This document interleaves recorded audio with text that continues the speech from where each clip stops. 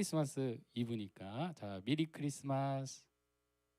네, 네.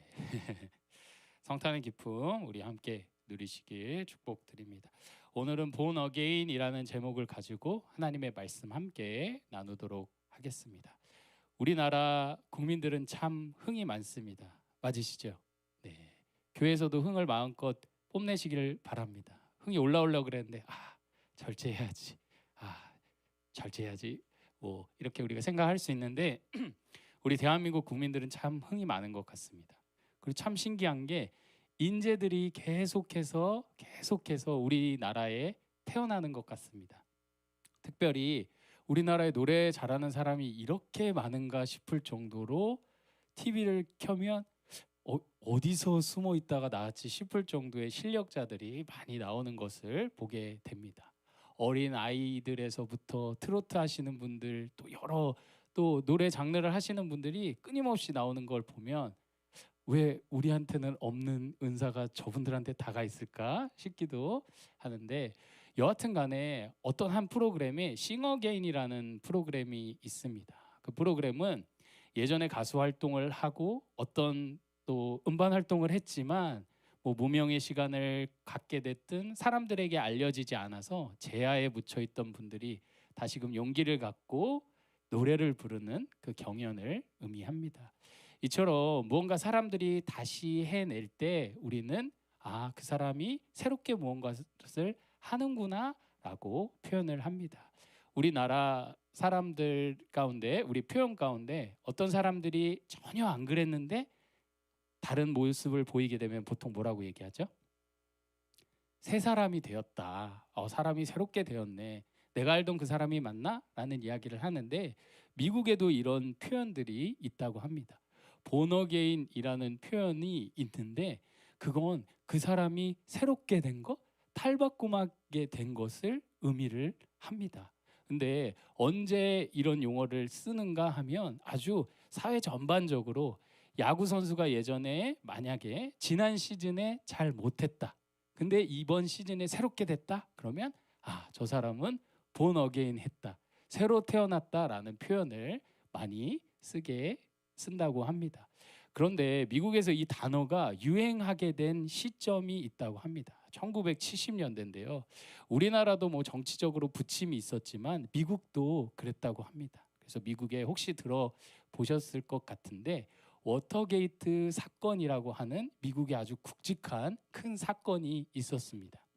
닉슨 대통령이 그 일로 인해서 스스로 미국 대통령 최초로 사임을 하게 된 사건이었는데 불법 도청을 한 사건이 바로 워터게이트 사건입니다.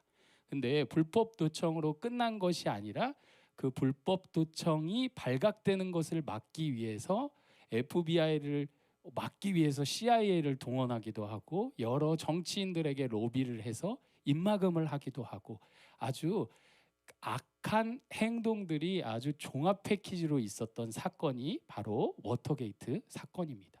그런데 그 워터게이트 사건에서 닉슨 대통령의 주된 임무를 맡은 한 특별 보좌관이 예수 그리스도를 믿음으로 회심을 했습니다. 그때 사람들은 내가 그 사람이 입으로 나는 본 어게인 했다, 새로 태어났다, 예수 안에서 새로 태어났다라고 얘기를 했을 때 사람들은 믿지 않았습니다. 그냥 감형 받으려고 저렇게 하는구나라고 했는데 실제로 그 사람은 7개월 동안 실형으로 복무를 하고 그 뒤로 정계에 복귀하지 않고 수십 년간 교도소 선교사로 활동을 했다고 합니다. 이처럼 우리가 이해하는 다시 태어나다의 이 기준을 세상 사람들이 동일하게 이해하는 것은 아닙니다. 예수 그리스도 안에서 새로워진 이 모습과 그냥 야구 선수가 부진했다가 활발하게 활동하는 그것과 무엇이 다른지, 과연 우리는 어떠한 의미로 새 사람이 되었는지를 오늘 본문을 통해서 우리가 한번 확인을 해보고자 합니다. 우리는 계속해서 출애굽기 말씀을 통해서 이 제단들 그리고 성소가 어떻게 이루어져 있는지, 성막 안에 어떤 기구들이 담겨져 있는지를 계속 살펴보고 있습니다. 하나님이 가르쳐 주시는 이 곳은 그냥 막연히 주어진 곳이 아니라 하나님과 임재하기 위하여 그들이 준비해야 할 것이었고, 하나님의 기준에 따라 순서에 따라 모든 기구들이 의미를 가지고 있다라고 이야기했습니다. 터부터 잡고 한쪽 한쪽을 채워가는 방식으로 설명한 것이 아니라 그곳에 있어야 할 기구들로부터 시작해서 나중에 거룩의 영역이 이 휘장을 통해서 설정되는 것까지 우리가 살펴보았습니다. 그래서 지난 시간에 성소와 지성소를 구분하기 위한 휘장이 등장했었던 부분까지 살펴보았고, 이제는 그 앞부분, 지금으로 치자면 마당 같은 곳에 놓여져 있어야 하는 기구에 대해서 이야기를 하고 있습니다. 우리 잘 기억하시는지 질문을 드리겠습니다. 지성소라고 하는 가장 지극히 거룩한 곳에는 무엇이 놓여져 있었을까요? 자, 혹시 다 성경고사 시험 잘 보신 것 같은데, 네, 언약궤, 하나님의 말씀이 우리 안에 거하심으로 하나님과 동행할 수 있고, 속죄소, 속죄 덮개를 통해서 하나님께 나아갈 수 있다라는 그 언약궤가 가장 안쪽에 있었고, 이제는 그 텐트 바깥쪽에 제단이 놓여져 있는 것을 보게 됩니다. 우리 1절, 2절 함께 읽겠습니다. 시작. 너는 조각목으로 길이가 5규빗, 너비가 5규빗의 제단을 만들되 네모 반듯하게 하며 높이는 3규빗으로 하고 그 네 모퉁이 위에 뿔을 만들되 그 뿔이 그것에 이어지게 하고 그 제단을 노스로 싸고. 네. 이스라엘 백성들이 제사를 지낼 수 있는 놋 제단을 하나님께서 만들라고 명령을 하셨습니다. 그렇게 크지 않은 규모입니다. 자, 그리고 뒷부분을 보면 그 위에는 이제 4절에 보면 제단을 위하여 놋으로 그물을 만들고 그 위 네 모퉁이에 놋고리 넷을 만들고라고 되어 있습니다. 왜 그물이 필요할까요? 네. 우리 그 고기 구우러 갈 때도 이 고기 구울 때 그물이 필요하죠. 네, 이렇게 타고 남은 것들이 밑으로 떨어져야 하니까. 이 놋제단은 하나님이 명하신 제사를 드려야 하는, 실제로 그 동물들을 태워야 하는 공간을 이야기합니다. 혹시 여기 난방이 켜 있으면 조금만 꺼주시면 감사하겠습니다. 자, 이처럼 하나님께 나아가기 위해서 우리는 반드시 제사를 드려야 합니다. 믿으시나요? 하나님의 거룩한 공간에 그냥 텐트가 쳐져 있는 것이 아닙니다. 하나님의 거하시는 그곳에 가기 위하여서는 반드시 우리는 이 제사를 드림으로 나아갈 수 있습니다. 근데 참 신기한 것이 이 성막의 구조는 거룩의 영역이 커질수록 그 재료들이 달라지고 있다는 것을 보게 됩니다. 자, 우리가 지금 마주하고 있는 마당에는 제단이 뭘로 만들어졌다고 이야기를 하죠? 놋으로 만들어져 있습니다. 안쪽으로 갈수록 그 겉에 이루어지는 그 싸는 그 재료도 더 진귀해지고 갈수록 그 거룩의 영역이 요구하는 것들이 많아지는 것을 우리는 성막의 구조를 통해 공간적으로 파악할 수 있습니다. 우리는 오늘 본문을 통해서 우리는 원래 나아갈 수 없는, 마당도 밟을 수 없는 자인데 일단 주님께 나아가기 위해서는 우리의 죄의 문제가 해결이 돼야 한다라는 것을 우리가 살펴볼 수 있습니다. 이처럼 아까 말씀드린 것처럼 안쪽으로부터 진귀한 재료들이 쓰여져 있고 하나님으로부터 멀어질수록 재료들이 조금 등급이 낮아지는데, 그런 이유를 제외하고 왜 놋으로 제단이 만들어져 있을까요?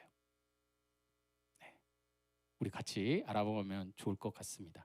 마당 뜰에 있습니다. 햇볕이 굉장히 세고 그들이 사막 가운데, 광야 가운데 수시로 이동하며 쳐야 하는 그곳에 있으니 금을 놓으면 녹겠죠. 상하겠죠. 수많은 열기를 버틸 수 있는 재료로서 놋이 주어져 있습니다. 그런데 만약에 그냥 이 기후와 지리를 기후 가운데 버틸 수 있는 재료로 설정했다라고 하면 우리에게 큰 의미가 없습니다. 하지만 우리가 지금까지 쭉 살펴보았던 것처럼 성막의 구조와 재료와 그곳의 기구들은 모두 의미를 가집니다. 그 자체가 의미를 가진다기보다는 예수 그리스도 안에서 완성될 것을 비추는 그림자이자 힌트 같은 것이 주어져 있습니다. 예수 그리스도께서 우리를 위하여 십자가에 달려 죽으셨습니다. 그곳은 화려한 곳이었을까요? 진귀한 곳, 예루살렘 성 안에서 예수님이 돌아가셨나요? 아닙니다. 예루살렘 성이라고 하는 하나님의 임재를 누릴 수 있는 그곳 바깥에서, 해골의 무덤이라고 불리는 그 초라한 언덕에서 예수 그리스도는 우리를 위하여 죽으셨습니다. 그래서 우리가 기억해야 할 것은 우리가 하나님께 나아가기 위하여 비천한 우리의 자리 가운데 죄의 문제가 해결이 돼야만 하나님께로 나아갈 수 있다라는 것을 우리는 생각을 해봐야 합니다. 이 죄의 문제가 해결되지 아니하면 하나님을 만날 수 없습니다. 왜냐하면 하나님은 지극히 거룩하신 분이기 때문입니다. 우리는 제사를 통해 하나님 앞에 나아갔습니다. 예수 그리스도의 한 번의 피 흘리심으로 하나님께 나아갔습니다. 그런데 우리가 생각할 때는 예수 그리스도 없이도 내가 나아갈 수 있는 것처럼 생각을 할 때가 있습니다. 그리고 나의 죄 문제가 해결을 받았으니 하나님을 그냥 덥석 끌어안고 울고 싶은 마음으로 하나님께 직접 나아가려는 마음을 가질 때가 있습니다. 하지만 그렇지 않습니다. 우리는 지금도 여전히 우리 앞에 놓여져 있는 한 번의 제사를 드리신 예수 그리스도의 이름을 의지해서 하나님께 나아가야 할 줄 믿습니다. 믿으시나요? 성막이 완성되었다고 해서 성막의 의미와 성막의 존재 이유와 그 근거가 사라지는 것이 아닙니다. 자, 이스라엘 백성들이 이런 마음이면 어땠을까요? 하나님, 저 하나님 빨리 보고 싶어요. 그러니까 빨리 텐트 좀 열어주세요. 아, 이거 언제 놋제단을 드리고 있어요. 하나님 저와 만나주세요 라고 달려가면 될까요, 안 될까요? 구약의 기준으로 따지자면 바로 죽겠죠. 하나님께 나아가기 위하여서는 이 바깥쪽 그 마당들에 놓여져 있는 이 놋제단의 제사를 드리고 나아갈 수 있는 것입니다. 그리고 그 사람들이 직접 나아갈 수도 없고 제사장들을 통하여 나아가게 되는데, 우리가 여기서 생각해 볼 부분은 내가 예수 그리스도로 말미암아 구원받았고 새로운 사람이 되었다라고 하여 우리 눈앞에 놓여져 있는 놋제단을 치우고 하나님께 직통으로 나아가지 않아야 한다라는 점입니다. 믿으시나요? 우리는 다시 태어났습니다. 아멘. 누구 안에서 다시 태어났죠? 예수 그리스도 안에서 다시 태어났습니다. 예수 그리스도 안에서 다시 태어난 자는 여전히 예수 그리스도 안에서 매일매일 다시 태어나는 삶을 살아야 합니다. 우리가 하나님께 직접 나아가고 싶어서 하나님 이거 해주세요, 이렇게 해주세요, 제가 이것을 하며 살고 싶습니다, 저 새로워졌습니다 라고 말하는 그 기도를 하나님은 바라시는 것이 아니라, 우리 기도 마치고 끝에 뭐라고 기도를 하죠?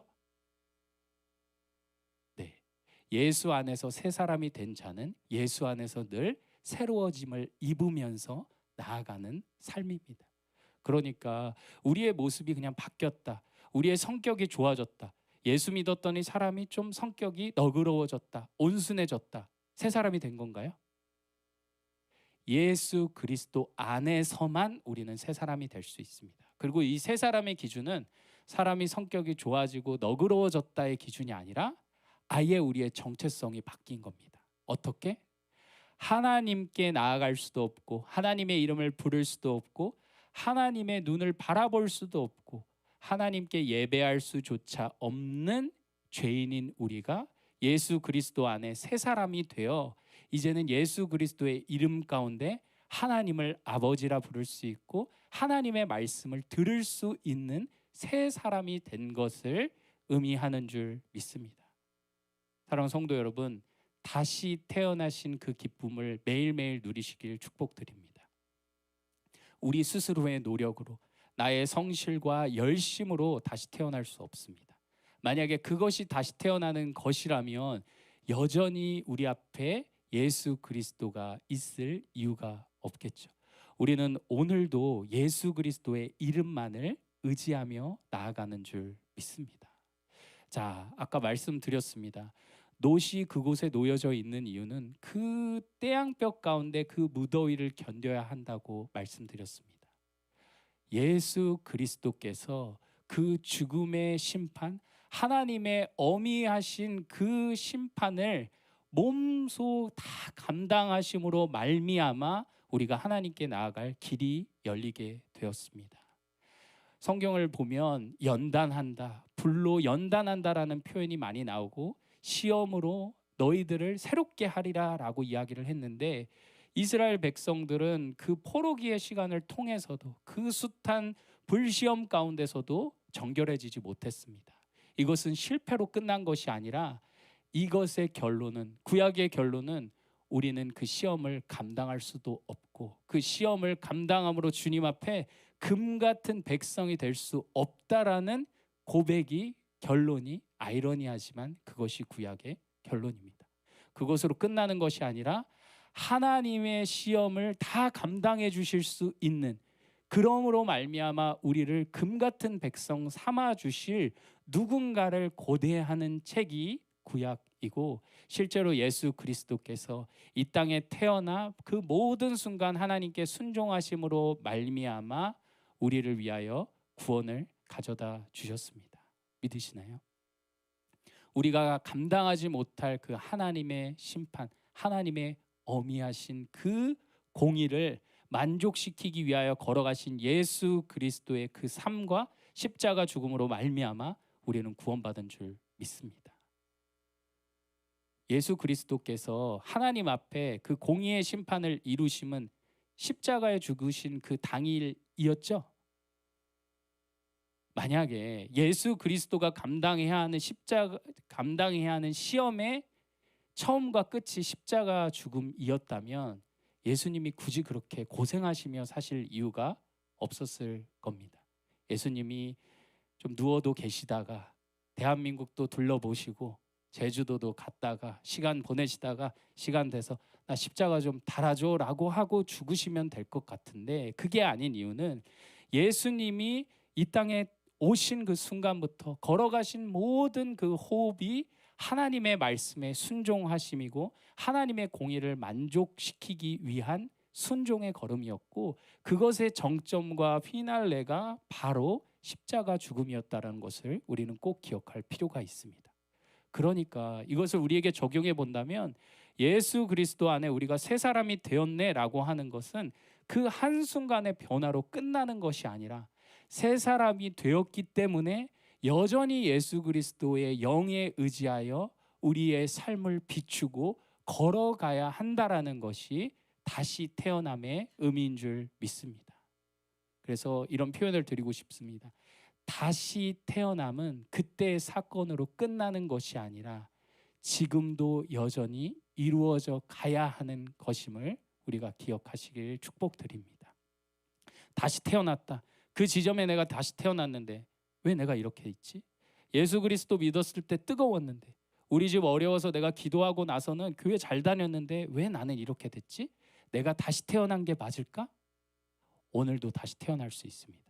다시 태어나게 하신, 우리의 근원을 바꾸시고 우리의 총체적인 정체성을 바꾸신 그 예수님을 바라보며 그 예수 안에 우리가 다시금 삶을 돌이키면 오늘도 우리는 여전히 다시 태어나는 줄 믿습니다. 우리 옆에 분들에게 인사하겠습니다.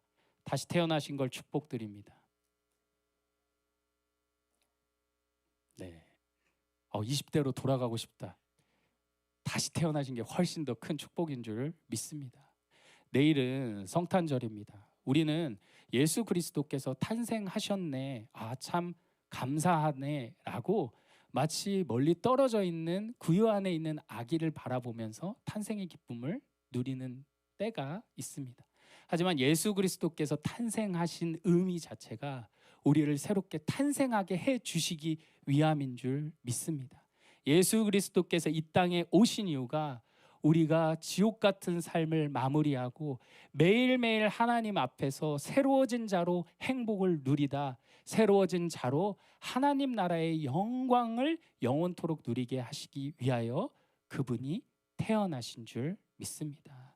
우리는 예수 그리스도의 탄생을 바라보면서도 그냥 어떤 한순간에 나의 행선지를 바꿔주시기 위해 오신 분으로 생각하는 것이 아니라 나를 새롭게 하신 분, 하나님께 나아가게 해주신 분, 오늘도 여전히 예수 안에서 하나님께 나아가게 해주시는 분이 바로 예수님이라는 사실을 우리 꼭 기억하시길 축복드립니다. 다시 태어난 그 사람이 그 정치적으로 여러 가지 술모와 범죄를 저질렀던 그 사람이 매일매일 예수 그리스도 안에서 자기의 욕심을 내려놓고 죄악을 주님께 맡기고 하나님께 회개함으로 나아갔기 때문에 그 분이 일정 그 모든 시간 가운데 하나님의 사명을 감당할 수 있었다고 믿습니다. 우리도 다시 태어난 것이 우리의 희미한 역사로 기록되는 것이 아니라 오늘도 여전히 살아가야 할 근거이자 그 기쁨이 다시 태어나게 해주신 예수 그리스도 안에 있음을 확신하며 누리시는 귀한 성도님들의 삶이 되길 주님의 이름으로 축복드립니다. 기도하도록 하겠습니다.